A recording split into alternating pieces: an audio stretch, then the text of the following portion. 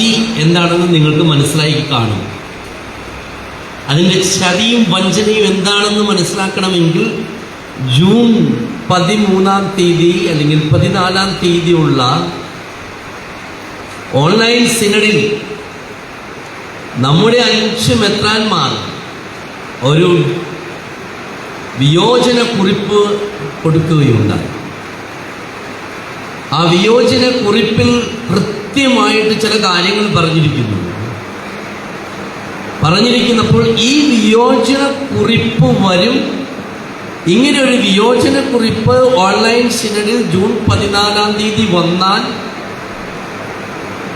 ഈ കൽദായ ലോബിയിലെ ശക്തരായ മെത്രാന്മാർ അവർ റോമിലെ ഉന്നത അധികാരികളുമായിട്ട് ചർച്ച ചെയ്തതിൻ്റെ പശ്ചാത്തലത്തിൽ തീരുമാനിച്ചുറപ്പിച്ച് എഴുതി വച്ചിരിക്കുന്ന ഒരു സർക്കുലർ ജൂൺ 14-ാം തീയതിയിലെ സിനഡിൽ അവതരിപ്പിച്ച് അതിൽ ആ സിനഡിൻ്റെ അനുവാദം വാങ്ങിച്ചിട്ടായിരുന്നു അവർ അത് പുറത്തുവിടേണ്ടത്. കാരണം പരിശുദ്ധ ഫ്രാൻസിസ് മാർപ്പാപ്പ മെയ് 13-ാം തീയതി വളരെ കൃത്യമായിട്ടൊരു കാര്യം പറഞ്ഞു. നിങ്ങളുടെ സഭ ഒരു വ്യക്തിസഭയാണ്. നിങ്ങളുടെ ഒരു വ്യക്തിസഭയിൽ ആരാധനാക്രമത്തെ സംബന്ധിച്ചിടത്തോളം തീരുമാനമെടുക്കേണ്ടത് മാർപ്പാപ്പയല്ല, അത് നിങ്ങളുടെ സിനഡാണ് തീരുമാനിക്കേണ്ടത്. അതുകൊണ്ട് ആ സിനഡിനെ മറികടക്കാൻ ഞാൻ ആളല്ല, എനിക്ക് നിങ്ങളെ സഹായിക്കാമെന്ന് മാത്രമേ ഉള്ളൂ. അതുകൊണ്ട് നിങ്ങൾ തീരുമാനമെടുത്തോളൂ.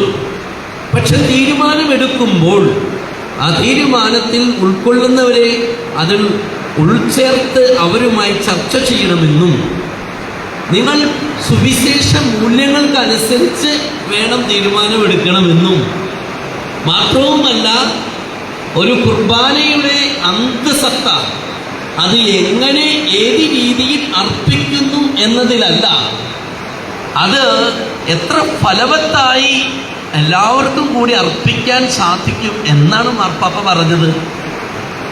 അപ്പോൾ ആ മാർപ്പാപ്പ പറഞ്ഞത് സിനഡ്, അത് സിനഡ് എന്ന് പറഞ്ഞാൽ പെർമനന്റ് സിനഡ് അല്ല. പെർമനന്റ് സിനഡ് എന്ന് പറഞ്ഞാൽ 5 മെത്രാപ്പൊലീത്തമാരുള്ളതാണ്, അതല്ല. സിനഡ് എന്ന് പറഞ്ഞാൽ ജനറൽ സിനഡാണ്. ഏകദേശം 53 മെത്രാന്മാരുള്ള സിനഡാണത്.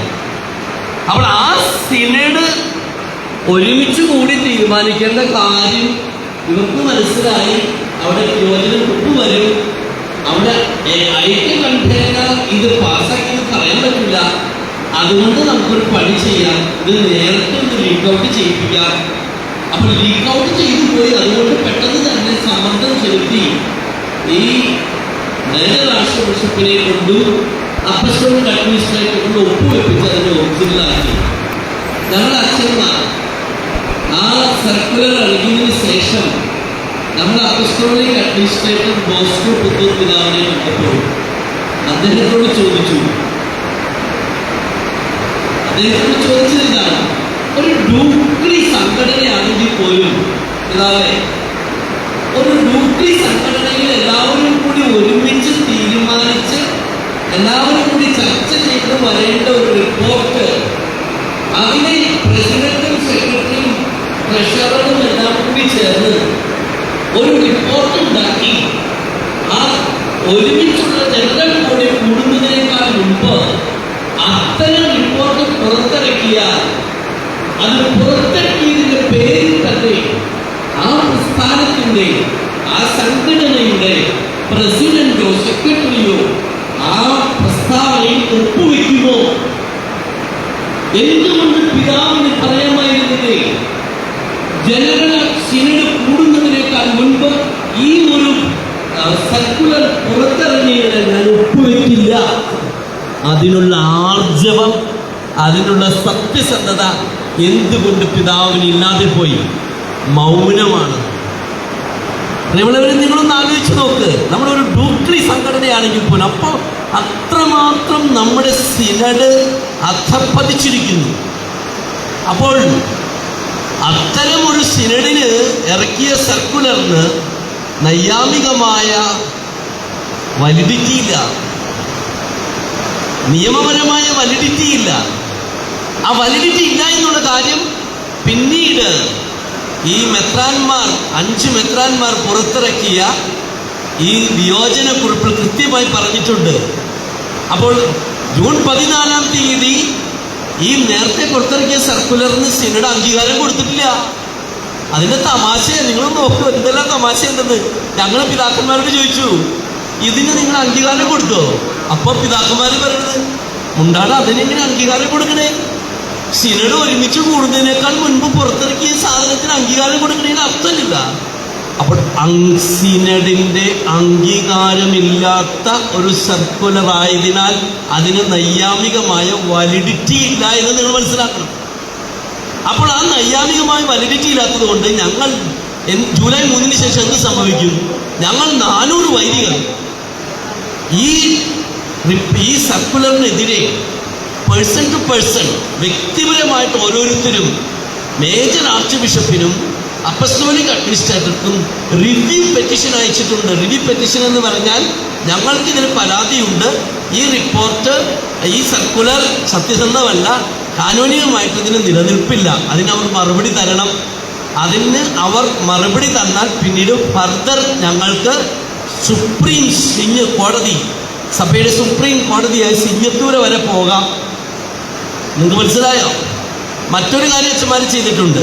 അപ്പം ജെറി അച്ഛനൊക്കെ കൂടി ഇരിക്കുന്നുണ്ട്, ഇതിൻ്റെ പിന്നാലെ നടന്ന് എല്ലാം ചെയ്യുന്ന നമ്മുടെ ജെറി ഞാളിയത്തച്ഛന് ഒരു നല്ല കയ്യടി കൊടുക്കേണ്ടതാണ്. ജെറി ഞാളിയത്തച്ഛൻ, അലക്സ് കരീമയുടെ അച്ഛൻ, ഇവരൊക്കെ പുറത്ത് യുദ്ധത്തിലുള്ള പ്രവർത്തിക്കുന്നവരാണ്. മറ്റൊരു കാര്യം എന്താണെന്ന് ചോദിച്ചാൽ, വത്തിക്കാനിൽ ഒരു കാര്യാലയമുണ്ട്, ഡിക്കാസ്ട്രി ഫോർ ലെജിസ്ലേറ്റീവ് ടെക്സ്റ്റ് എന്ന് വെച്ചാൽ ഏതെങ്കിലും സിനഡോ ഏതെങ്കിലും മെത്രാനോ അവിടുത്തെ വിശ്വാസികൾക്കും വൈദികർക്കും വേണ്ടി ഒരു പൊതു നിയമം പാസാക്കിയാൽ ആ ടെക്സ്റ്റിൽ കാനോനികമായ തെറ്റുകളുണ്ടെങ്കിൽ അവർക്ക് അതിനെക്കുറിച്ച് ഈ ഡിക്കാസ്ട്രി ഫോർ ലെജിസ്ലേറ്റീവ് ടെക്സ്റ്റിന് പരാതി കൊടുക്കാം. 400 വൈദികർ ഒപ്പിട്ട പരാതി കൊറിയർ ഞാൻ തന്നെ അയച്ചേക്കണേ, എൻ്റെ പേരിൽ അയച്ചിരിക്കുന്നത്. അപ്പോൾ ആ പരാതി അവിടെ ചെല്ലും. അപ്പോൾ അതുകൊണ്ട് എന്ത് പറ്റുന്നു? അതുകൊണ്ട് ഞാൻ മാധ്യമങ്ങളോടൊക്കെ പറഞ്ഞത്, ഈ കുറിപ്പ് ഇറക്കിയപ്പോൾ നിങ്ങൾ നോക്കണം, ഈ കുറിപ്പ് സിനഡാനന്തര കുറിപ്പ് മുഴുവൻ കള്ളത്തരമാണ്. നമ്മൾ ഈ പച്ചക്കള്ളെന്ന് പറയില്ലേ, പച്ചക്കള്ളം എങ്ങനെ പിതാക്കന്മാരൊക്കെ പറയണേന്ന് എനിക്കൊന്നും മനസ്സിലാകുന്നില്ല. എന്താ കാരണം എന്നറിയൂ? ഈ ജൂൺ 21-ന് മുൻപ് ജൂൺ 14-ാം തീയതി അവരുടെ ഓൺലൈൻ സിനഡ് കൂടി അവിടെ വിയോജനക്കുറിപ്പ് വന്നു. അതുകൊണ്ട് ചർച്ചകൾ അവിടെ തീർന്നില്ല. ആ ചർച്ചകൾ ജൂൺ 19-ാം തീയതി അടുത്ത ഒരു ഓൺലൈൻ സിനഡിലേക്ക് വെക്കുന്നു. ആ അടുത്ത ജൂൺ 19-ാം തീയതി ഓൺലൈൻ സിനഡിൽ വന്നപ്പോൾ വിയോജനക്കുറിപ്പിലുള്ള വൈദികർ പറഞ്ഞു, നമ്മുടെ അച്ഛന്മാരുമായിട്ട് ഞങ്ങളൊന്ന് സംസാരിക്കാം. അങ്ങനെ ചില അച്ഛന്മാരൊക്കെ ആയിട്ട് സംസാരിച്ചു. പക്ഷേ ഞങ്ങൾ പറഞ്ഞു, അച്ഛന്മാരുമായി സംസാരിച്ചു, ചർച്ച ചെയ്ത് ഞങ്ങൾക്ക് അങ്ങനെ ഒരു തീരുമാനവും ഒന്നുമില്ല, ഒരു സമവായവും ഇതിലില്ല. ഞങ്ങളെപ്പോഴും പറഞ്ഞത്, ജനാഭിമുഖ കുർബാന നിയമാനുസൃതമായി എറണാകുളം അങ്കമാലി അതിരൂപതയ്ക്ക് ലഭിക്കാത്ത പക്ഷം ഏകീകൃത കുർബാന ഞങ്ങൾ അർപ്പിക്കില്ല എന്നാണ്. അവരെപ്പോഴും എല്ലാ ചർച്ചയിലും അതാണ്. ഞങ്ങൾ ഏകീകൃത കുർബാന വേണമെങ്കിൽ ഒരെണ്ണം ചൊല്ലാം, പക്ഷേ നിങ്ങളുടെ സിനഡാനന്തര കുറിപ്പിൽ ഈ ജനാഭിമുഖ കുർബാന നിയമാനുസൃതമായി ചൊല്ലാനുള്ള സൂചനകൾ വേണം. അങ്ങനെ 20-ാം തീയതി 21-ാം തീയതി 11 മണിക്കാണ് ഈ സിനഡാനന്തര കുറിപ്പ് വരുന്നത്. 20-ാം തീയതി ബോസ്കോ മെത്രാൻ വിയോജനക്കുറിപ്പിട്ട 5 മെത്രാന്മാരും അഡീഷണലായിട്ട് തോമസ് ചക്കേത്ത് മെത്രാനും ഞങ്ങളുടെ ഫൊറോന വികാരിമാർ, കൺസൾട്ടേഴ്സ് ഫോറം, ഞങ്ങൾ ആദ്ഹോ കമ്മിറ്റി അംഗങ്ങൾ അവരെ ഓൺലൈനിൽ വിളിച്ചു കൂട്ടി. അങ്ങനെ ഓൺലൈനിൽ വിളിച്ചു കൂട്ടിയപ്പോൾ ആദ്യം തന്നെ നമ്മുടെ ഒരു അച്ഛൻ പറഞ്ഞു, പിതാവേ, ഇതൊരു പ്രഹസനമാക്കി മാറ്റരുത്. നിങ്ങൾ ഇപ്പോൾ ഓൺലൈനിൽ ഞങ്ങൾ വിളിച്ചിരിക്കുന്നു, നിങ്ങൾ സിനഡാനന്തര കുറിപ്പിൽ എന്താ പറയാൻ പോണെന്ന് ഇപ്പം തന്നെ ഞങ്ങൾക്കറിയാം.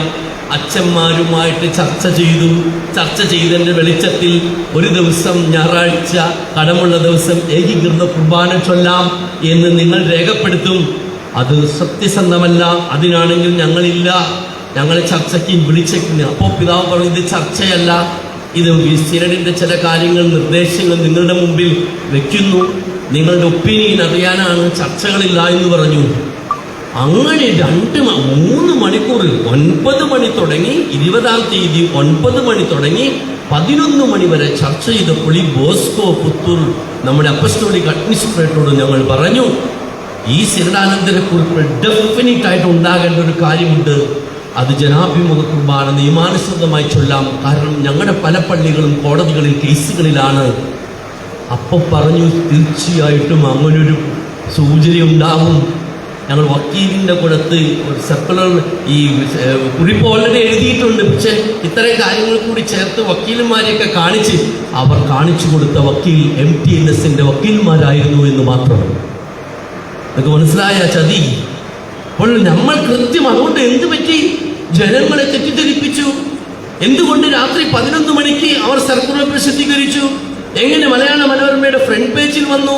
പ്രിയമുള്ളവരെ, വർഷങ്ങളായിട്ട് മാധ്യമരംഗത്ത് പ്രവർത്തിക്കുന്ന വ്യക്തിയാണ് ഞാൻ. അപ്പൊ എന്തുകൊണ്ടാണ് അങ്ങനെ ചെയ്തതെന്ന് നിങ്ങൾക്ക് മനസ്സിലായോ?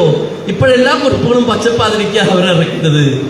കാരണം നമ്മൾ ആ സമയത്ത്, അല്ലെങ്കിൽ അപ്പോൾ തന്നെ അൽമായ മുന്നേറ്റത്തിന്റെ പേരിലോ അല്ലെങ്കിൽ അതിരൂപത സംരക്ഷണ സമിതിയുടെ പേരിലോ അതിനെ ഡിനൈ ചെയ്തുകൊണ്ട് മറ്റൊരു കുറിപ്പ് നമ്മളിടും, പത്രങ്ങളിൽ അത് ഒപ്പം വരും. അപ്പോൾ ഇവരെന്ത് ചെയ്തു? സാധാരണ 11 മണിക്ക് കൊടുക്കുന്ന വാർത്തകളൊന്നും പത്രങ്ങളിൽ കയറാറില്ല. അപ്പോൾ ഇവരെന്ത് വിളിച്ചു പറഞ്ഞു കാണും? ദേ, അതിരൂപതയിലെ പ്രശ്നങ്ങൾക്കൊരു പരിഹാരമായി മെത്രാന്മാർ ഒരു കൺസെഷൻ കൊണ്ടുവന്നിരിക്കുക, ഇനി ശിക്ഷാവിധിയില്ല, ഇനി എക്സ്കമ്മ്യൂണിഷൻ മഹറോൺ ഇല്ല, അതിന് പകരം ഞായറാഴ്ചകളിലും കടമുള്ള ദിവസങ്ങളിൽ ഒരു കുർബാന മാത്രം ചൊല്ലിയാൽ മതി. കണ്ട, അപ്പൊ നിങ്ങളൊക്കെ മനോരമയിൽ ഇത് കേട്ടപ്പോൾ നമ്മുടെ സിസ്റ്റേഴ്സൊക്കെ കൈയടിച്ച് സന്തോഷമായി ഹല്ലേലൂയ സ്തോത്രം, എല്ലാ പ്രശ്നങ്ങളും തീർന്നു, ഒരു കുർബാന ചൊല്ലിയാൽ മതിയില്ല. ചതിയ. കാരണം ആ സർക്കുലർ നിങ്ങൾ വായിച്ചു നോക്കണം. ആദ്യത്തെ ചതി, ആ സർക്കുലറിൽ പറഞ്ഞിരിക്കുകയാണ്, ജൂൺ 9 ഇറങ്ങിയ സർക്കുലറിന് സാധുതയുണ്ട്. അതായത് സിനഡ് അംഗീകരിക്കാത്ത ടെക്സ്റ്റ് ആ സിനഡ് പിൻവലിച്ചിട്ടില്ല. എന്ത് എന്ത് എന്ത് എന്ത് ബോഷ്കാന്ന് നോക്കുക. ഞങ്ങൾ അംഗീകരിച്ചിട്ടില്ല, പക്ഷെ ഞങ്ങൾ പിൻവലിക്കില്ല. ഇതെന്താണിത്? ഇത് ഏത് ധാർമ്മികതയാണെന്ന് എനിക്കൊരു പിടിയില്ല. ഇനി അതിന് സാധ്യതയുണ്ടെന്ന് വെച്ചേക്കണോ? അത് തീർച്ചയായിട്ടും കോടതികളിൽ വീണ്ടും ഈ പ്രശ്നങ്ങൾ ഗുരുതരമാക്കാൻ. അതുകൊണ്ടാണ് ഞാൻ പറയുന്നത്, വീണ്ടും ഈ ഇടവകകളിൽ കലാപത്തിന്റെ അഗ്നി കോരിയിടാൻ വേണ്ടിയിട്ട് മാത്രം ഈ സർക്കുലർ, ഈ സിനഡാനന്തരക്കുറിപ്പ് സഹായിക്കുകയുള്ളൂ. കാരണം ഇനിയും ഒരു ഞായറാഴ്ച എന്ന് പറഞ്ഞു, അവരതിന് പറഞ്ഞിരിക്കണേന്നറിയും. അതെന്തിനാ? നിങ്ങൾക്ക് ഈ ഏകീകൃത കുർബാനയിൽ ഒരു പരിശീലനം ആവശ്യമുണ്ട്, കാറ്റക്കീസിസ്. അപ്പൊ അതിനുള്ള ഒരു സമയമായിട്ടാണിത്. എന്ന് വെച്ചാൽ ഓഗസ്റ്റിൽ നമ്മളെങ്ങാനും ഏകീകൃത കുർബാന എല്ലാ പള്ളികളിലും ഒരെണ്ണം ചൊല്ലിയാൽ ഓഗസ്റ്റിൽ സിനഡിൽ വരുമ്പോൾ അവർ പറയും കാറ്റക്കീസിസ് അവസാനിച്ചു, എല്ലാ പള്ളികളിലും ഏകീകൃത കുർബാന ഒരെണ്ണെങ്കിലും ചൊല്ലി, എല്ലാവർക്കും ഇതെന്താണെന്ന് മനസ്സിലായി. അതുകൊണ്ട് ഇനി മുതൽ എല്ലാ കുർബാനയും ഏകീകൃതമായിരിക്കണം എന്ന് പ്രഖ്യാപിക്കാനായിട്ടുള്ള ഒരു തട്ടിപ്പാണത്. നിങ്ങൾ മനസ്സിലാക്കണം, ഈ തട്ടിപ്പുകൾ മനസ്സിലാക്കണം. അപ്പൊ അതുകൊണ്ട് ഇതാണ് നമ്മൾ വഞ്ചന എന്ന് പറയുന്നത്. ഈ സിനഡ് പിതാക്കൾ, പ്രിയമുള്ളവരെ, ഞാൻ ഇന്ന് രാവിലെ കുഴിപ്പള്ളി പള്ളിയിൽ പ്രസംഗിക്കുകയുണ്ടായി. നിങ്ങൾ ഈ നടപടി പുസ്തകം 15-ാം അധ്യായം എടുക്കണം. ജെറുസലേം സുനഹദോസ്, ജെറുസലേം സുനഹദോസ്, ഏറ്റവും ആദ്യത്തെ സുനഹദോസ് ജെറുസലേം സുനഹദോസാണ്. പത്രോസാണ് മേജർ ആർച്ച് ബിഷപ്പ് എന്നോ പാത്രിയാർക്കി എന്നോ എന്തെങ്കിലും പറയും, മേജർ ആർച്ച് ബിഷപ്പ്. അന്നത്തെ ഇന്ന് ഇവിടെ കൽദായ ലോബി, ശക്തരായ ഒരു കൽദായ ലോബി മെത്രാന്മാരുള്ളതുപോലെ ആ സുനഹദോസിൽ ഏറ്റവും പ്രബലമായ ഗ്രൂപ്പ് ആരായിരുന്നു? പരിച്ഛേദനം സ്വീകരിച്ച ഫരിസേയർ ക്രിസ്തുമതം സ്വീകരിച്ചിരുന്നു. യഹൂദമതത്തിൽ നിന്നും പരിച്ഛേദനം സ്വീകരിച്ച അപ്പസ്തോലന്മാരും പൗലോസും ഉൾപ്പെടെ എല്ലാവരും പരിച്ഛേദനം സ്വീകരിച്ച വ്യക്തികൾ യഹൂദരാണ്. അവരാണ് ഏറ്റവും പ്രബലമായ ടീം. ആ ടീം ഒരു വാദം കൊണ്ടുവന്നു. എന്താ വാദം? ക്രിസ്തുമതം സ്വീകരിക്കുന്നവൻ മോശയുടെ നിയമം പാലിക്കണം. മോശയുടെ നിയമം എന്താ? പരിച്ഛേദനം. ആ സമയത്താണ് വിജാതിയുടെ അപ്പസ്തോലനും ബാർന്നബാസും കൂടി കൊറിന്ത്യസിൽ എന്ത് സംഭവിച്ചു, സമരിയായിൽ എന്ത് സംഭവിച്ചു, ഒത്തിരി വിജാതികരായിട്ടുള്ള ജനങ്ങൾ, യഹൂദരല്ലാത്ത ജനങ്ങൾ ഉദ്ധിതനായ ക്രിസ്തുവിനെ, ക്രൂശിതനായി ഉയർത്തെഴുന്നേറ്റ കർത്താവിനെ വിശ്വസിച്ച് സ്നാനം സ്വീകരിച്ചു എന്നൊക്കെ പറയുന്ന വാർത്തകൾ പറയണം. അപ്പോൾ അവർ പറഞ്ഞു, ഈ പ്രബലമായ ഗ്രൂപ്പ് പറയുന്നത് മഹാബദ്ധമാണ്. വിജാതിയർക്ക് പരിചിതമില്ലാത്ത പരിച്ഛേദനം അത് അവർ സ്വീകരിക്കാൻ പറ്റുമോ? പ്രിയമുള്ളവരെ, കടുത്ത വാദപ്രതിവാദങ്ങൾ നടന്നു. നിങ്ങൾ വായിച്ചു നോക്കുക. 15-16 അധ്യായത്തിൽ സൂനഹദോസിന്റെ തീരുമാനം, മേജർ ആർച്ച് ബിഷപ്പ് അല്ലെങ്കിൽ പാട്രിയാർക്ക് അല്ലെങ്കിൽ മാർപ്പാപ്പ ആ മഹായിടയിൽ എഴുന്നേറ്റ് നിന്ന് പറഞ്ഞു, പരിച്ഛേദനം മോശയുടെ നിയമം എന്നൊക്കെ നമുക്ക് പറയാം, പക്ഷെ വിജാതിയർക്ക് പരിചിതമില്ലാത്ത കാര്യമാണ്. അവർ ക്രിസ്തുവിന്റെ കൃപയാണ് സ്വീകരിച്ചത്. പരിച്ഛേദനം സ്വീകരിച്ചവരും പരിച്ഛേദനം സ്വീകരിക്കാത്തവരും ക്രിസ്തുവിന്റെ കൃപയിലാണ് വിശ്വസിക്കേണ്ടത്. അതുകൊണ്ട് അത് നിയമമാക്കാൻ പറ്റില്ല. അവരൊന്ന് ചിന്തിച്ചു നോക്കി, അന്നെങ്ങാനും ഈ പ്രബലമായ ഒരു ലോബിയുടെ, ശക്തരായ ഫരിസേയ ലോബിയുടെ ആ അഭിപ്രായം എങ്ങാനും പത്രോസ് സ്വീകരിച്ചിരുന്നെങ്കിൽ ഇന്ന് ഞാനും നിങ്ങളിവിടെ ഇരിക്കുവോ? ഞാനും നിങ്ങളിവിടെ ഇരിക്കുമെന്ന് ചിന്തിക്ക്. പരിച്ഛേദനം സ്വീകരിക്കുക യഹൂദരുടെ ഇടയിൽ ഒരു സെക്റ്റായിട്ട് ക്രിസ്ത്യാനിറ്റി മാറിയനെ. അപ്പോൾ പരിശുദ്ധാത്മാവിന്റെ കൃപ അതെന്തുകൊണ്ട് ഇതാണ് ഇന്ന് നമ്മുടെ ശിരപിതാക്കന്മാർക്ക് ഇല്ലാതെ പോകുന്നത്. പരിശുദ്ധാത്മാവിന്റെ കൃപയില്ല. പരിശുദ്ധാത്മാവ് മൗണ്ട് സെന്റ് തോമസിൽ നിന്ന് ഇറങ്ങിപ്പോയിട്ട് കുറെ വർഷമായി. അത് പറവൂർ ഫൊറോനയിൽ ഇടവകളിലുണ്ട്, എറണാകുളം അങ്കമാലി അതിരുമുതൽ ഇടവകളിലുണ്ട്, നമ്മുടെ വൈദികരിലുണ്ട്, നമ്മുടെ സന്യസ്തരിലുണ്ട്, നമ്മളിൽ ഓരോരുത്തരിലുമുണ്ട് പരിശുദ്ധാത്മാവ്. ആ പരിശുദ്ധാത്മാവിന്റെ കൈയല്ലേ ഈ ആർച്ച് ബിഷപ്പ് ആൻഡ്രൂസ് കാലത്തിന് രഹസ്യമായി വിട്ട ഒരു ഇമെയിൽ മാറിപ്പോയത് എങ്ങനെയാണ്? അത് വന്നുപെട്ടത് അദ്ദേഹം വിചാരിച്ച വ്യക്തിയുടെ പേരിലല്ല, മറ്റൊരാളുടെ ഇമെയിലേക്ക് വിട്ടു. അല്ലെങ്കിൽ നിങ്ങളൊന്ന് ആലോചിച്ചു നോക്കുക, ഒരു പൊളിറ്റിക്കൽ സീക്രട്ട് ആരും അറിയില്ല. ദൈവം എന്തുകൊണ്ട് നമ്മളെ അറിയിച്ചു? നമ്മുടെ കൂടെ പരിശുദ്ധാത്മാവുണ്ട്. പ്രിയമുള്ളവർ, എനിക്ക് എപ്പോഴും ഈ കഴിഞ്ഞ ഏതാനും വർഷമായിട്ട് ഈ ഭൂമിയുടെ വാടും ഈ ലിറ്റർജിയൊക്കെ ദൈവം എവിടെയും ഇടപെടുന്നുണ്ട്. അതുകൊണ്ടാണ് ഈ സർക്കുലർ 14-ാം തീയതിയുടെ സിനഡിന് മുൻപും 9-ാം തീയതി ഇറക്കി വിട്ടിച്ചത് പരിശുദ്ധാത്മാവാണ്. അത് നമുക്ക് അതുകൊണ്ട് എന്ത് പറ്റി? നമുക്കൊക്കെ മനസ്സിലായി ഇത് കള്ളത്തരമാണെന്ന്, നോർമലല്ല. അതുകൊണ്ട് പ്രിയമുള്ളവരെ, നമുക്ക് നൈയാമികമായിട്ട് തന്നെ നിലനിൽക്കാൻ നമുക്ക് അവസരമുണ്ട്. അതുകൊണ്ട് ജൂലൈ 3 നമ്മൾ ഭയപ്പെടേണ്ട കാര്യമില്ല. നമ്മുടെ ചോദ്യം നിങ്ങൾക്ക് ഞാൻ ഇന്നലെ എളംകുളം പള്ളിയിൽ പോയിരിക്കുകയാണ്. എളംകുളം പള്ളിയിൽ നമ്മുടെ ജോയി അയ്യാട് വെച്ചത് പ്രബലമായ ഒരു MTNS ഗ്രൂപ്പുള്ള സ്ഥലം, കേസുകൾ കൊടുത്തിരിക്കുന്ന സ്ഥലം. അച്ഛൻ എന്ത് ചെയ്തു? പള്ളിയിൽ വിളിച്ചു കൊണ്ടു. ഈ ഒരു കാര്യത്തെക്കുറിച്ച് ഒരു വിശദീകരണ കുറിപ്പ് ഇന്ന് വൈകുന്നേരം ഉണ്ടാവും. പ്രിയാമോസ് കൂടാതെ ഷൈജു ആന്റണിയിൽ വരും. ഇവിടെ ഇന്ന ഗ്രൂപ്പൊന്നുമില്ല, എല്ലാ ഗ്രൂപ്പുകൾക്കും വരാം. എല്ലാ ഗ്രൂപ്പുകളും വന്നു. വളരെ ശക്തമായിട്ട് ഞാനും ഷൈജുവും അവിടെ ഉണ്ടായിരുന്നു. ശക്തമായ ചോദ്യങ്ങളുമായിട്ടാണ് MTNS പേരെന്ന് പറയേണ്ട പ്രബലരായ ഒരു ടീം അവിടെയുണ്ട്. അവർ ശക്തമായ ചോദ്യങ്ങൾ ചോദിച്ചു. അവർ ചോദിച്ചൊരു ചോദ്യത്തിന് ഉത്തരം കൊടുത്തു. എന്താണെന്ന് അറിയാം, പലതിനും നമ്മൾ കൃത്യമായ ഉത്തരം. അവർ പറയുന്നത് മാർപ്പാപ്പ പറഞ്ഞിട്ട് നമ്മൾ അനുസരിക്കാതിരിക്കുന്നത് ശരിയാണോ എന്ന്. പ്രിയമുള്ളവരെ, മാർപ്പാപ്പ പറഞ്ഞതൊക്കെ നമ്മൾ അനുസരിച്ചിട്ടുണ്ടാകും. ഈ മാർപ്പാപ്പ പറഞ്ഞാണ് നിങ്ങൾ ദൈവീരാവിനെ കുറ്റം പറയുന്നത്. ഞാൻ സത്യം പറയാണ്, പോൾ 6-ാമൻ മാർപ്പാപ്പ ഹുമാനവിത്തെ എന്ന് പറയുന്ന ഒരു ചാക്രിക ലേഖനം എഴുതി. ഒരു ചാക്രിക ലേഖനം എഴുതിക്കഴിഞ്ഞാൽ ചാക്രിക ലേഖനത്തിന്റെ ആ ഇഫക്റ്റ് അത് ധാർമ്മികമായിട്ട് വാലിഡിറ്റി ഉള്ളതാണ്. നമ്മളെല്ലാവരും അനുസരിക്കാൻ ബാധ്യത. പോൾ 6-ാമൻ മാർപ്പാപ്പ എന്താ പറയുന്നറിയോ? ഗർഭനിരോധന മാർഗങ്ങൾ ഉപയോഗിക്കാൻ പാടില്ല. ഉപയോഗിക്കാത്തവരൊന്ന് കൈവക്കി. ലോകത്തിൽ ഏത് കത്തോലിക്കനാണ് ഗർഭനിരോധന മാർഗം ഉപയോഗിക്കാത്തവര്?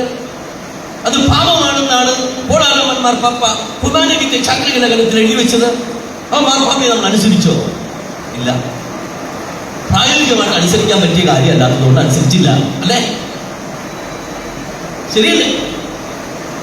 ചോദ്യത്തിന് മറുചോദ്യമില്ല. അടുത്തത് ജർമ്മൻ ബിഷപ്സ് ഈ അടുത്ത കാലത്ത് ഹോമോസെക്ഷൽ എന്ന് വെച്ചാൽ സ്വവർഗ വിവാഹം കഴിക്കുന്നവരുടെ വിവാഹം പള്ളിയിൽ വെച്ച് ആശീർവദിച്ചു കൊടുക്കാൻ തുടങ്ങുന്നു. പെണ്ണിന്റെയും ആണിന്റെയും ആണിന്റെയും. ഫ്രാൻസിസ് പാപ്പ പറഞ്ഞു ചെയ്യാൻ പാടില്ല, കത്തോലിക്ക കമ്മ്യൂണിറ്റിയിൽ നിന്ന് പുറത്തു പോകുന്നു. ജർമ്മൻ ബിഷപ്സ് ചെയ്തുകൊണ്ടേയിരിക്കുന്നു, അച്ഛന്മാർ ചെയ്തുകൊണ്ടിരിക്കുന്നു. ഏത് മെത്രാനെ ഫ്രാൻസിസ് മാർപ്പാപ്പ പുറത്താക്കി? ഏത് അച്ഛനെ പുറത്താക്കി? നോ, ആരെയും മഹ്റം ചൊല്ലിയിട്ടില്ല. ഈ മഹ്റോൻ എന്നുള്ള വാക്ക് ഞാൻ ഇന്നലെ അവരെ ഞങ്ങളുടെ പള്ളി പറഞ്ഞു. ആരും പത്രക്കാർക്കൊന്നും പിടിക്കില്ല മഹ്റോൻ. കാരണം പണ്ടൊക്കെ ആണെങ്കിൽ നമുക്ക് പിടികിട്ടും. ഇപ്പോ മഹ്റോൻ എന്ന് പറഞ്ഞു ഇവിടുത്തെ പുതിയ തലമുറയ്ക്ക് അറിയാൻ പാടില്ല. അപ്പൊ ആരോട് പറഞ്ഞു മഹ്റോന്റെ അടിയനാണ് മഹ്റോൻ എന്ന് പറഞ്ഞു. അല്ലാണ്ട് എന്ത് ചെയ്യണേ? പ്രിയമുള്ളവരെ അങ്ങനെ പുറത്താക്ക്. നിങ്ങളൊന്ന് ആലോചിച്ച് നോക്കുക, ഈ കത്തോലിക്ക സഭയിൽ എന്തെല്ലാം മാറ്റം. ഇനി മാർപ്പാപ്പ പറഞ്ഞു, ഫ്രാൻസിസ് മാർപ്പാപ്പ പറഞ്ഞു പെസഹ വ്യാഴാഴ്ച കാല് കഴിയുമുത്തൽ.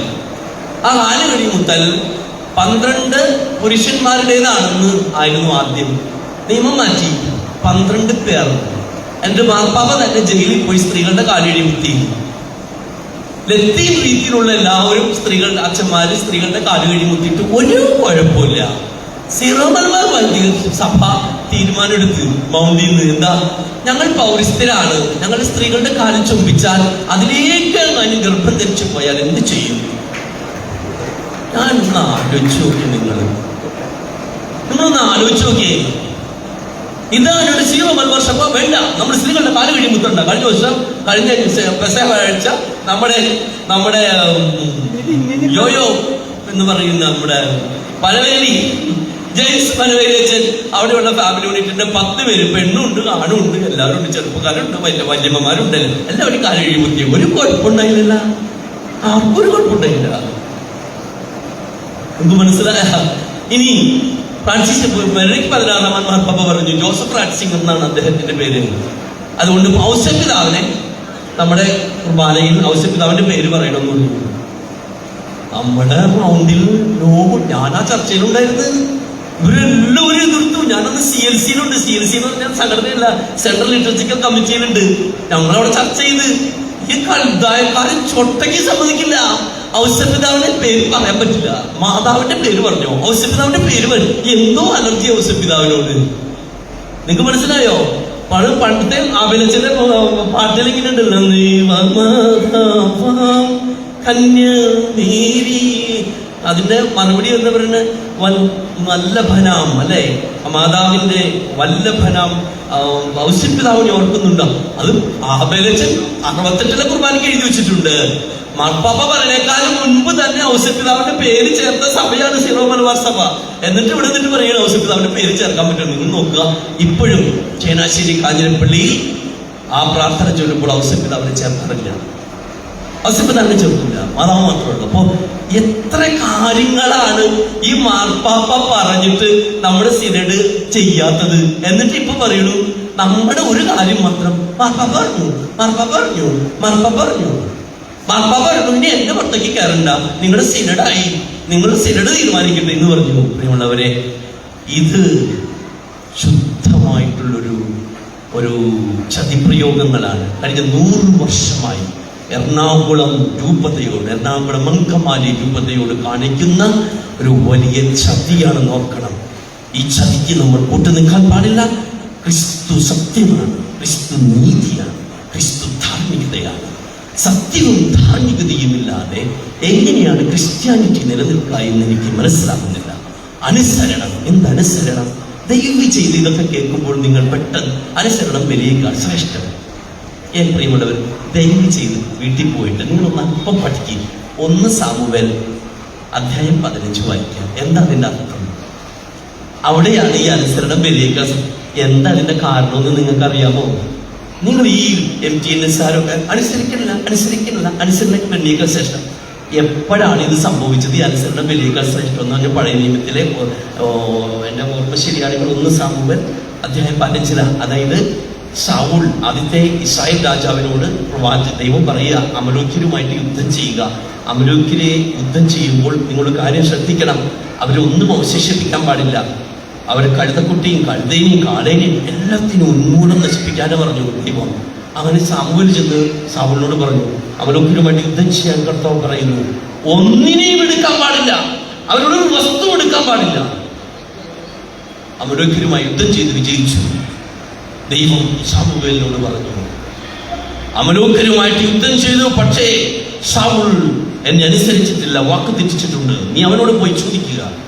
അപ്പോൾ ചെന്ന് നോക്കിയപ്പോ ശൗലൊന്നും ചെയ്തെന്നറിയോ? അമലോക്യരുടെ നല്ല അടിച്ചു കൊടുത്ത കാളകളെയും ഒട്ടകങ്ങളെയും എല്ലാം ഇതിനെയൊക്കെ നശിപ്പിക്കാൻ പറ്റുമോ? ഇതിന് മാത്രം ഇറച്ചിയാ, ഈ നല്ല ഇറച്ചി നമുക്ക് കിട്ടുകളയാൻ പറ്റുമോ? അതുകൊണ്ട് പുള്ളി ഇതിനെല്ലാത്തിനും വാരിക്കൊടി ഇതിനൊക്കെ കൊല്ലാന്ന് പറഞ്ഞാൽ മനുഷ്യനെ കൊല്ലാൻ കുഴപ്പമില്ല, ഇതിനെ കൊല്ലാൻ പാടില്ല, കാരണം അത് പുള്ളിയിലാക്കാനുള്ളതാ. എല്ലാത്തിനും പിടിച്ചു കിട്ടിക്കൊണ്ടു. അപ്പോഴാണ് ശൗൽ ഒരു നുണ പറഞ്ഞു സാമുവേലിനോട്. എന്തിനാണ് നുണ പറഞ്ഞത്? ഞാനിത് പിടിച്ചു കെട്ടിക്കുന്നത് ഞങ്ങൾക്ക് തിന്നാൻ വേണ്ടിയിട്ടല്ല, ഇത്രയും കൊഴുത്ത കാളക്കുട്ടികളെ കണ്ടപ്പോൾ ദൈവത്തിന് ബലിയർപ്പിക്കാമെന്ന് കരുതി. അപ്പോഴാണ് സാമുവേൽ പറഞ്ഞത്, അനുസരണം ബലിയേക്കാൾ ശ്രേഷ്ഠം. കണ്ട, ദൈവത്തെ പറ്റിക്കാൻ നോക്കിയപ്പോഴാ. അതിന് നിങ്ങൾക്ക് ഈ കോണ്ടെക്സ്റ്റ് അറിയാൻ വേണ്ടത്, അച്ഛാ ബലിയേക്കാൾ ശ്രേഷ്ഠ അനുസരണമല്ലേ. ഇനി അച്ഛന്മാർ ഇവർ എപ്പോഴും പറയുന്ന ഒരു കാര്യമുണ്ട്, അച്ഛന്മാർ പട്ടം സ്വീകരിക്കുമ്പോൾ അനുസരണം വാഗ്ദാനം ചെയ്യുന്നു. പ്രിയമുള്ളവരെ, catechism of the Catholic church എന്ന ഡോക്യുമെന്റ് നമ്മുടെ സീറോ മലബാർ സെനറ്റിലെ മെത്രാന്മാർ കൈകൊണ്ട് തൊടില്ല, വായിക്കില്ല. കാരണം എന്താണെന്നറിയോ? അതിൽ പറഞ്ഞിരിക്കുന്ന കാര്യങ്ങളൊക്കെ വായിച്ചാൽ, കൃത്യമായിട്ട് വായിച്ചാൽ ഇവരിപ്പോൾ ചെയ്യുന്നതൊന്നും ഇവർക്ക് ചെയ്യാൻ പറ്റില്ല. കാരണം അതിൽ 1567 എന്താ പറയണേ, ഒരു മെത്രാൻ തന്റെ കൈവയ്പ് ശുശ്രൂഷ വഴി ഒരു വൈദികാർത്ഥിയെ വൈദികനായി ഉയർത്തുമ്പോഴും ആ വൈദികാർത്ഥി മെത്രാന് സ്നേഹചുംബനം കൊടുക്കുമ്പോഴും ആ മെത്രാൻ ആ വൈദികനെ സ്വന്തം മകനായും സഹോദരനായും സുഹൃത്തായും സഹപ്രവർത്തകനുമായി പരിഗണിക്കുമ്പോൾ അതിന് പകരം ആ വൈദികൻ ആ മെത്രാന് നൽകുന്ന സ്നേഹത്തിന്റെ പ്രതീകമാണ് അനുസരണം. ഈ അജിയച്ചനെ താമരശ്ശേരിയിലെ റെമീജിയസ് പിതാവ് മകനായിട്ട് കണ്ടിട്ടുണ്ടോ? ഞങ്ങളെ മകനായിട്ട് കണ്ടിട്ടുണ്ടോ? സഹോദരനായി കണ്ടിട്ടുണ്ടോ? സഹപ്രവർത്തകനായി കണ്ടിട്ടുണ്ടോ? അങ്ങനെ കണ്ടിരുന്നുവെങ്കിൽ ഇവർ നമ്മളുമായിട്ട് ചിന്തിക്കില്ലേ, ആലോചിക്കില്ലേ? ഏതപ്പനാണ് നിർണായകമായ ഒരു തീരുമാനമെടുക്കുമ്പോൾ നീ ഓടാം, നിന്നോടൊന്നും ചോദിക്കാൻ എനിക്ക് നേരെയില്ല എന്ന് പറഞ്ഞാൽ അപ്പനും മകനും തമ്മിൽ അടിയുണ്ടാവില്ലേ? മകൻ അവകാശപ്പെട്ടത് അപ്പൻ വിറ്റു തുലച്ചാൽ മക്കൾ ചോദിക്കില്ലേ? അപ്പോൾ അനുസരിക്കുക എന്ന് പറയുന്നത് ഒരു അന്ധമായ അനുസരണം സഭയിലില്ല. നിങ്ങളത് മനസ്സിലാക്കുക പ്രിയമുള്ളവരെ. അതുകൊണ്ട് ഇതൊക്കെ തൊടും ന്യായങ്ങളാണ്. അപ്പോൾ ഈ നമ്മുടെ സിനഡ് പിതാക്കന്മാർ എന്ത് ചെയ്യണമെന്നറിയോ? അവരുടെ കാര്യങ്ങൾ വിജയിക്കാനായിട്ട് എല്ലാത്തിനെയും വ്യാഖ്യാനിക്കുക, തോന്നിയ പോലെ വ്യാഖ്യാനിക്കുക. നമ്മളുടെ കാര്യം വരുമ്പോൾ അവർ പറയും അങ്ങനെ വ്യാഖ്യാനിക്കാൻ പാടില്ല, അത് ഇങ്ങനെ വ്യാഖ്യാനിക്കേണ്ടത്. ഇവർ വ്യാഖ്യാനങ്ങളുടെയും ഇവരുടെ രേഖകളുടെയും ഒക്കെ അധികാരം ഇതിന് പറയണത് എന്താണെന്നറിയോ? അധികാര ദുർവിനിയോഗം, മിസ്യൂസ് ഓഫ് പവർ. ഇത് ഫ്രാൻസിസ് മാർപ്പാപ്പ വളരെ ശക്തമായിട്ട് എതിർക്കുന്ന ഒരു കാര്യമാണ്, മിസ്യൂസ് ഓഫ് പവർ, അധികാരം. നിങ്ങൾ നോക്കുക, ഒരു കൊച്ചു കുട്ടിയെ അപ്പൻ ഏതെങ്കിലും തരത്തിൽ ലൈംഗികമായി പീഡിപ്പിച്ചാൽ അത് ഇന്ന് നിയമത്തിന്റെ മുമ്പിൽ വളരെ ശക്തമായിട്ടുള്ള ഒരു കുറ്റമാണ്. അപ്പം പറയാണ്, എന്റെ കൊച്ചല്ലേ, എനിക്ക് എന്ത് വേണമെങ്കിലും ചെയ്യാം. നോ, അത് അപ്പൻ ചെയ്താൽ, ഒരു അധികാരത്തിലിരിക്കുന്നവൻ ചെയ്താൽ ഭയങ്കരമായിട്ടുള്ള പ്രശ്നമാണ്. കുറ്റത്തിന്റെ ആധിക്യം കൂടുതലാണ്, അല്ലെങ്കിൽ കുറ്റം ചാർത്തുമ്പോൾ അത് ഭയങ്കര പ്രശ്നമായി മാറും. അപ്പൊ അതുകൊണ്ട് പ്രിയമുള്ളവരെ, നമ്മുടെ പിതാക്കന്മാർ അറിഞ്ഞിരുന്നു കൊണ്ട് ഈ അതിരൂപതയെ ദ്രോഹിക്കുന്ന, ഈ അതിരൂപതയെ ശിഥിലമാക്കുന്ന, ഈ അതിരൂപതയുടെ മക്കളെ തമ്മിൽ അടുപ്പിക്കുന്ന ഇത്തരം സർക്കുലറുകളും കുറിപ്പുകളും കൊടുത്തുവിടുന്നത് നമ്മൾ സ്വീകരിക്കേണ്ട കാര്യമല്ല. അത് സ്വീകരിക്കുന്നത് ക്രൈസ്തവമല്ല, അത് സ്വീകരിക്കുന്നത് കത്തോലിക്ക സഭയ്ക്ക് ഭൂഷണമല്ല. അത് എന്റെ വ്യക്തിത്വത്തെ, എന്റെ മനസ്സാക്ഷിക്കെതിരാണ്. എന്റെ മനസ്സാക്ഷിക്കെതിരായിട്ടുള്ളത് ഒന്നും ചെയ്യാൻ അതാണ് തോമസ് അക്വിനാസ് പറയുന്നത്. ഈ നിയമം നിന്റെ മനസ്സാക്ഷിക്കെതിരാണെങ്കിൽ നീ അത് ചെയ്യാതിരിക്കുന്നതാണ് നീ സഭയിൽ നിന്നും പുറത്തു പോകുന്നതിനേക്കാളും നിനക്ക് നല്ലതെന്നാണ്. എന്റെ മനസ്സാക്ഷിക്ക് വിരുദ്ധമായിട്ടുള്ളൊരു കാര്യം, അത് മനസ്സാക്ഷിക്ക് വിരുദ്ധമായിട്ടുള്ള കാര്യം ചെയ്യാതിരിക്കുക. അതുകൊണ്ട് നമ്മൾ ഈ കാര്യങ്ങൾ കൃത്യമായി മനസ്സിലാക്കി നോക്കുക. ഈ ഉന്നതാധികാരികൾ പറഞ്ഞു, പ്രിയമുള്ളവരെ, ഞങ്ങൾ ചോദിച്ചു, ഉന്നതാധികാരികളുമായിട്ട് റോമിൽ ഒരു മീറ്റിംഗ് നടത്തുമ്പോൾ അതിനൊരു മിനിറ്റ്സ് ഉണ്ടാവും. ആ മിനിറ്റ്സിന് ഐദർ പ്രോ മെമ്മോറിയ എന്ന് പറയുന്നു, അല്ലെങ്കിൽ ഫോളിയോ ഫിച്ചി എന്ന് പറയുന്നു. ഈ സിനഡിലുള്ള മെത്രാന്മാർ ഈ പെർമനൻസിന്റെ അംഗങ്ങളോട് ചോദിച്ചു, നിങ്ങൾ പറയുന്ന ഈ ഉന്നത അധികാരികളുമായി ആലോചിച്ചു എന്ന് പറയുന്ന സർക്കുലർ ഇറക്കിയപ്പോൾ അതിന്റെ മിനിറ്റ്സ് എവിടെയാ? അങ്ങനെ ഒരു മിനിറ്റ്സ് ഇല്ല, ഞങ്ങൾ എഴുതിയെടുത്ത മിനിറ്റ്സേ ഉള്ളൂ. നിങ്ങൾ നോക്ക്, ഇതെന്തായി നടക്കണേ? ഇവർക്ക് ഒരു നിയമവും ബാധകമല്ലേ? ഇവർക്ക് ഒരു നിയമവും ബാധകം, കാനനവും വേണ്ട, ഒന്നും വേണ്ട. ഞങ്ങൾ കുറച്ചു പേർ തീരുമാനിക്കുന്നത് തീരുമാനമാണെന്ന് പറയുമ്പോൾ ഇവിടുത്തെ ലക്ഷോപലക്ഷം വിശ്വാസികളെ വഞ്ചിക്കുകയാണ് ചെയ്യുന്നത്. ഒരു വഞ്ചനയ്ക്ക് കൂട്ടു നിൽക്കാൻ എനിക്ക് നിങ്ങൾക്കാകുമോ? ആകുമോ? ഇല്ല. അതുകൊണ്ട് പ്രിയമുള്ളവരെ, നമ്മൾ ഒറ്റയ്ക്കല്ല, ഒറ്റക്കെട്ടായി സത്യത്തിലും നീതിക്കും വേണ്ടി പോരാടണം. പോരാട്ടം വീണ്ടും മുന്നോട്ട് പോകാനുള്ള ശക്തി തമ്പുരാൻ നിങ്ങൾക്ക് നൽകട്ടെ എന്ന് പ്രാർത്ഥിച്ചുകൊണ്ട് ഞാൻ നിർത്തുന്നു.